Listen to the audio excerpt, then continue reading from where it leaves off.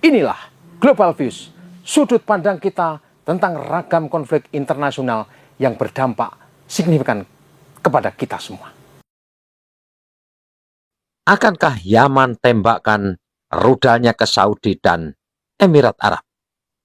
Presiden Amerika Serikat Donald Trump dan para pembantu militernya telah menggelar bombardemen ke Yaman sepanjang 1 bulan terakhir.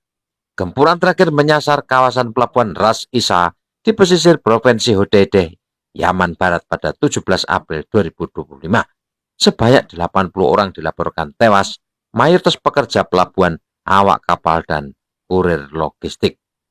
Serangan ini dinilai sebagai yang paling mematikan sejak pasukan udara Amerika dan Inggris memulai kampanye militernya terhadap Houthi Yaman. Stasiun televisi Al-Masirah yang dikelola Houthi melaporkan sekurangnya ada 14 kali serangan bom dan rudal menghantam pelabuhan tersebut di tengah malam.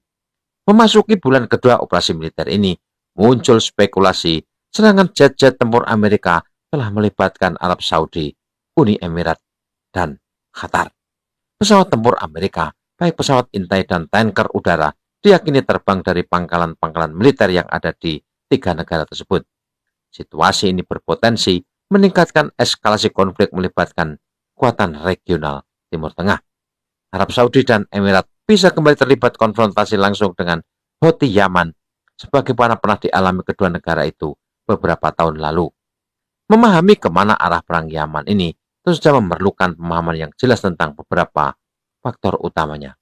Bagaimana Yaman memandang konflik tersebut, bagaimana reaksi tetangganya di Teluk Persia, apa yang dapat memicu letusan konflik lebih luas. Tentu saja faktor konflik di Gaza menjadi pemantik paling signifikan melihat solidaritas Houthi ke Palestina. Tidak banyak yang membantah perang di Yaman kini sangat terkait erat dengan perang brutal Israel di Gaza. Washington di era Presiden Joe Biden pernah berusaha memisahkan keduanya, namun kenyataan di lapangan menceritakan kisah yang berbeda. Operasi militer Sanaa sejalan dengan peristiwa di Palestina. Kaitan itu menjadi lebih jelas setelah gencatan senjata Januari 2025 antara Hamas dan Israel yang memicu jeda serangan Yaman. Tapi Tel Aviv kemudian secara tidak terduga menarik kembali komitmennya mengikuti gencatan senjata di Gaza. Kembalinya Donald Trump ke Gedung Putih ternyata lebih jauh lagi dampaknya. Ia memulai lagi kampanye militernya ke Yaman dengan dalih melindungi pelayaran internasional. Serangan-serangan itu tidak akan terjadi jika Amerika tidak berkomitmen untuk melindungi kapal-kapal Israel. Pemerintahan baru di Washington tidak seperti pemerintahan sebelumnya, tidak melakukan upaya nyata untuk menutupi tumpang tindih antara kedua front tersebut. Strategi Yaman sudah jelas sejak awal. Aktivitas militernya disesuaikan dengan perlawanan di Gaza. Faksi-faksi Palestina menentukan kecepatan eskalasi atau ketenangan, sementara Yaman tetap siap untuk menyerap dampaknya. Sanaa telah membayar harga yang mahal untuk sikap ini. Washington telah bergerak untuk membekukan negosiasi ekonomi antara Yaman dan Arab Saudi. Langkah ini efektif menghukum yang pertama karena menolak untuk menghentikan dukungan militernya untuk Gaza. Amerika telah menawarkan insentif ekonomi sebagai imbalan atas kenetralan, tawaran yang diterima dengan mudah oleh negara-negara Arab di seluruh wilayah, tetapi Sanaa menolak untuk menyerah. Dihadapkan pada pilihan biner antara mempertahankan dukungannya untuk Palestina dan menerima pembekuan pengaturan domestik atau membuka front kedua dengan Riyadh dan Abu Dhabi, Yaman memilih untuk tetap pada jalurnya. Keputusan itu berakar pada 3 keyakinan inti bahwa Palestina harus didukung tanpa syarat, bahkan jika itu berarti mengorbankan kepentingan nasional yang mendesak. Kedua, identitas politik Ansarullah didasarkan pada perlawanan terhadap hegemoni Israel. Karena itu, menghentikan perlawanan tidak sesuai dengan keselarasan apapun dengan normalisasi situasi di Teluk Persia. Houthi Yaman menolak peluang Washington dan Tel Aviv untuk mengalihkan perhatiannya dengan perang sampingan yang dirancang untuk melemahkan fokus strategisnya. Tentu saja, Arab Saudi dan Emirat Arab tidak menerima keputusan Yaman yang melawan upaya normalisasi konflik di Timur Tengah. Mereka menarik kembali gencatan senjata April 2022 dan mengenakan hukuman berat kepada Sanaa karena mendukung Gaza. Emirat Arab telah sepenuhnya menormalisasi hubungan dengan Israel, sementara Riyadh semakin dekat ke arah sana. Sementara itu, Yaman yang masih terluka akibat agresi Saudi Emirat selama bertahun-tahun telah bergerak cepat untuk mendukung perjuangan Palestina. Kontrasnya sangat mencolok. Negara Arab yang paling dianiaya oleh Riyadh dan Abu Dhabi kini membela Palestina, sementara para agresor mengabaikannya. Sikap Yaman juga berbenturan dengan keselarasan geopolitik yang lebih luas dari kedua negara Teluk Persia yang tetap tertanam kuat dalam orbit Washington. Namun rasa frustasi mereka sebagian besar hanya retorika. Meskipun berperan dalam apa yang disebut sebagai aliansi penjaga kemakmuran, baik Arab Saudi maupun Emirat Arab tidak melakukan gerakan militer besar-besaran terhadap Yaman sejak putaran baru serangan udara Amerika dimulai. Awalnya, Riyadh berusaha mengaitkan operasi maritim Yaman di Laut Merah dengan Perang Gaza, tetapi kerangka itu segera berubah menjadi pembicaraan samar tentang ancaman terhadap pengiriman komersial. Atau ini menjadi sebuah kode untuk mundur. Pesan politik Saudi berubah drastis pada bulan Januari 2025 ketika menolak untuk mengambil bagian dalam serangan bom gabungan Amerika-Inggris ke Yaman. Kementerian Pertahanannya bergerak cepat untuk membantah laporan wilayah udara Saudi telah dibuka untuk jalur serangan Amerika ke Yaman. Pesan dari Riyadh jelas, mereka tidak ingin terseret ke dalam perang skala penuh lainnya dengan Yaman.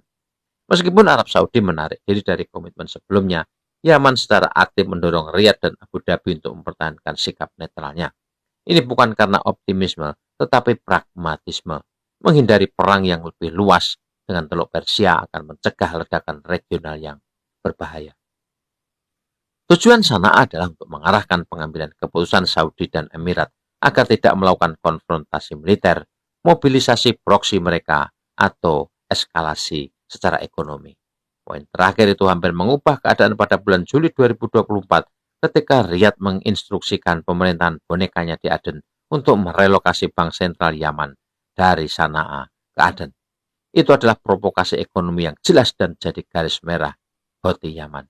Dalam beberapa hari berikutnya, pemimpin Ansarullah Abdul Malik Al-Houthi menyampaikan peringatan keras yang membingkai langkah Saudi sebagai bagian dari buku pedoman Israel-Amerika. Amerika mencoba menjerat Anda, dan jika Anda menginginkannya, maka cobalah. Langkah menuju eskalasi agresif terhadap negara kami adalah sesuatu yang tidak akan pernah bisa kami terima, kata Malik Al-Houthi kepada Arab Saudi dalam pidatonya 7 Juli 2024. Ia memperingatkan Riyadh terjebak dalam perangkap ini akan menjadi kesalahan besar dan kegagalan besar dan merupakan hak Houthi Yaman untuk melawan setiap langkah agresif terhadap mereka. Sana'a menanggapi dengan persamaan pencegahan yang tidak salah lagi. Bank untuk bank, bandara Riyadh untuk bandara Sana'a, pelabuhan untuk pelabuhan. Manuver Saudi mungkin merupakan ujian bagi tekad Yaman. Mungkin berdasarkan asumsi Sana'a terlalu kewalahan menghadapi koalisi pimpinan Amerika dan kesulitan dalam negeri yang semakin meningkat. Jika demikian, Riyadh salah perhitungan. Jawaban Houthi tegas. Ini bukan masalah membiarkan Anda menghancurkan orang-orang ini dan mendorongnya menuju kehancuran total, sehingga tidak ada masalah yang muncul. Biarkan 1000 masalah muncul. Biarkan masalah meningkat sejauh mungkin. Sehari setelah peringatan Houthi, protes besar-besaran meletus di seluruh Yaman. Jutaan orang berbaris untuk mengutuk provokasi Saudi, memberikan sinyal paling jelas opini publik dengan tegas mendukung perlawanan dan bersedia untuk meningkatkannya. Riyadh mengetahui hal ini. Bahkan sebelum krisis terbaru, sebagian besar masyarakat Yaman menganggap Arab Saudi dan Emirat Arab bertanggung jawab atas apa yang bahkan oleh PBB disebut sebagai bencana kemanusiaan terburuk di dunia. Setiap konflik baru hanya akan memperdalam kemarahan itu. Menghadapi ancaman pembalasan langsung, Riyadh menarik kembali keputusannya agar bank sentral Yaman dipindah ke Aden dari Sana'a. Kenangan serangan dahsyat Yaman di masa lalu terhadap fasilitas minyak Saudi, khususnya yang terjadi antara tahun 2019 hingga 2021, masih menghantui para pemimpin Saudi. Saat ini, kemampuan Yaman telah berkembang. Kini Yaman memiliki rudal hypersonik dan teknologi pesawat nerawak yang semakin canggih. Justru karena kemajuan inilah, Washington gagal untuk memaksa Teluk agar kembali berperang. Tidak ada jaminan keamanan Amerika yang berarti di atas meja. Tidak ada yang akan melindungi ladang minyak Saudi, infrastruktur penting, atau jalur pelayaran komersial dari serangan balik Houthi Yaman. Kegagalan tersebut sudah terlihat jelas. Koalisi Prosperity Guardian tidak berbuat banyak untuk menghentikan serangan Yaman terhadap kapal-kapal yang terkait dengan Israel. serangan udara Amerika-Inggris gagal membendung kemampuan Yaman untuk menyerang jauh ke dalam wilayah Israel. Realitas medan perang inilah telah mengubah perhitungan Riyadh dan Abu Dhabi. Eskalasi perang regional untuk saat ini tidak mungkin dilakukan. Ini tidak berarti Washington telah berhenti mencoba menyeret Arab Saudi dan Emirat Arab ke dalam pertempuran. Pemerintahan Biden gagal melakukannya. Namun tim Donald Trump dipandang lebih agresif dan lebih mungkin menyediakan sistem persenjataan canggih yang mungkin menggoda Arab Saudi maupun Emirat Arab untuk mengambil risiko. Ada pula persepsi di kalangan elit Teluk, ini adalah peluang strategis. Keruntuhan Suriah, kemunduran Hezbollah, dan perubahan dinamika regional mungkin menyediakan jendela langka untuk menggambar ulang peta Timur Tengah. Namun bagi Saudi, Yaman tetap menjadi perhatian utama. Negara yang terbebas dan menentang ideologi di perbatasan selatan mereka merupakan ancaman eksistensial.